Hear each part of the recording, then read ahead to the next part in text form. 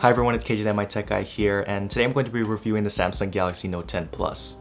Tech reviewers have a limited time, so they have to keep going to the latest and greatest products. However, I think there's valuable insight gained into actually letting the hype simmer down for a bit and then take a look at the device to review. So when I talk about the Note 10 today, I'm going to be reviewing it with the context of phones coming out like the OnePlus 7T, like the iPhone 11 Pro, and the Pixel 4. So let's get right into it. If there's one thing that Samsung continually nails every time with its phones, it's design. It was the first phone manufacturer to really push out curved displays, and it was also a leader when it came to reducing bezels on phones. So with the Note 10 Plus, there's no surprise at all that it's a great looking phone.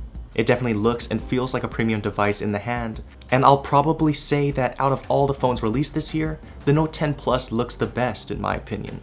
I should also note that I have the Plus variant of the phone and it's a really big phone. But if you've used the bigger versions of phones before, it won't be that big of a deal. Also, the phone isn't that wide, so it actually still fits pretty comfortable in my hands. Up until the Note 10, Samsung was one of the few phone manufacturers that really held on to the headphone jack in its flagship phones. And that was something that they flaunted. Although I've gone completely wireless with all of my audio devices, I can understand the disappointment that many people felt when this was announced. And this will probably be the last time I even mention a headphone jack in a phone review because they just won't be something you expect to be on a phone anymore. I can't mention the design of the Note 10 and not mention its massive 6.7-inch display. Outside of the 90Hz display on the OnePlus 7 Pro, the Samsung Galaxy Note 10 Plus probably still has my favorite display of any smartphone. There's virtually no bezel all the way around the screen, and the hole punch of the camera is centered and is something that I got used to fairly quickly. I'd much rather view a video in full screen with a little hole punch as opposed to the big notch that the iPhone 11 Pro still retains. A lot of people talk about how bright Samsung screens can get, and it's true, even on the brightest of days, the screen is very visible. However, a lot of people don't really touch on how low its brightness can get as well. If I'm using my phone before I sleep, I like being able to dial the brightness all the way down, and the Note 10 gets to a very comfortable dimness, which I thought was significant enough to share. Everything looks good on the screen, whether it's general media like videos and movies, or text and images on social media or news apps. With the performance increases, scrolling through apps and web pages is very smooth and responsive also. And if you use the S Pen at all, the giant screen gives you a lot of room to actually jot stuff down. This is not a video focusing on specs, but I'm going to put them on the screen now to show that yes, the Note 10 has all of the necessary storage and power to do anything you'd ever want a phone to do. Out of all of the phones that have that Pro label on it, the Note 10 is one of the phones that I'd actually understand if they called it the Note 10 Pro. The Note 10 is a phone that will not give you any unfortunate surprises that you wish you had known earlier, like a subpar camera or a subpar battery life. It really just works. Its giant 4300 mAh battery allows the phone to last all day despite it having a massive screen and despite me always keeping the phone on QHD+. And its camera is great. A lot of people tend to immediately dismiss the Note 10's camera because it's not as well-rounded as the iPhone 11's or it doesn't have as good image processing as the Pixel 4. However, that doesn't mean the cameras aren't great. I recently did a full camera comparison between the Note 10 and the iPhone 11 Pro, and the results were much closer than I even expected. There were various scenarios where I'd say that the Note 10 even did the better job than the iPhone 11 Pro.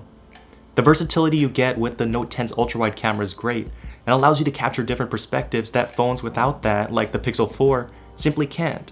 The Note 10 improved its image processing from the S10, which still captures great images as well, and improved upon things like image stabilization and audio capturing to make 4K video shot on the Note 10 look absolutely great. Because of those improvements, the Note 10 is still one of the most well-rounded smartphone camera systems out right now. So if the Pixel 4 and iPhone 11 have A+ camera ratings, I'd still put the Note 10 as an A-level camera phone. The camera capabilities should definitely not be something that prevents you from purchasing a Note 10, that's for sure. Samsung even made improvements to its implementation of its night mode pictures, which have actually turned out really great in my experience. So yeah, if you want to see more image and video samples of the Note 10, go check out the camera comparisons I posted with it. And let me know in the comments of those videos what you think of the Note 10's camera system. The Note 10 is a device where there really aren't too many compromises. Samsung always makes sure to put all of the features you'd ever even think about using on a smartphone on their devices. The Note 10 is still IP68 water and dust resistant, so you don't have to worry about it getting wet at all. It has fast wireless charging and can charge super fast via cable if you buy the appropriate power brick. It has Samsung Pay, which means that you can use it at any credit card terminal regardless of if it can accept mobile payments or not. The Note 10 has no notch, still has stereo speakers, and has the S Pen. What makes a Note 10 a Note and not, say, an S10 Pro is its S Pen. Honestly, the S Pen is something that I don't use as often as I'd like to. I do have an iPad Pro, so I do my note taking there, but I've found it really useful to be able to very quickly jot something down just by pulling the S Pen out and starting to write on the screen. It's really simple and easy to use, and over the years, they've done a better job of making the writing experience smoother and smoother for the user. You can now even do things like remotely control your music or activate the shutter using the S Pen, which is really cool, but honestly is not something that I've used that much outside of simply testing it out. A major drawback of the Note 10 would probably be its price. Right now at about $1,000 and up, it competes with the iPhone 11 Pro here in the US for most expensive smartphone. But with the Samsung phones, there are multiple times during the year where there are significant deals, so the price does dip. Especially now in the holiday season, you can expect to find a lot of different deals involving the Note 10 and Note 10 Plus. So even if the Note 10 retails for $1,000 plus, know that you're more likely than not going to be paying less than what retail value actually shows. The other drawback is the fact that the screen is not 90 Hz. I wouldn't have even noticed this if I didn't just test out the screen of the OnePlus 7 Pro, but because I know what it's capable of, it does make me wonder why Samsung didn't include it in its Note 10. Needless to say, the screen is still great on the Note 10.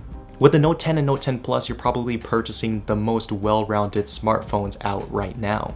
It's the things that I mentioned in this video that make the Note 10 my Android phone of choice still. It's just a phone that doesn't do anything poorly, so it's a phone that I can easily recommend to someone who needs a phone for the next couple of years. They will definitely be satisfied. That's all I had to talk about for this video. Make sure to follow me on Instagram and Twitter if you haven't already, because that's where I get a lot of my questions for my Q&A type videos, and I like to answer questions in the comments. As for this channel, I have a lot of cool videos coming up, including a Pixel 4 review, so make sure you subscribe and have the notification bell clicked to stay up to date with those. As always, thanks for watching, and I'll see you in the next video.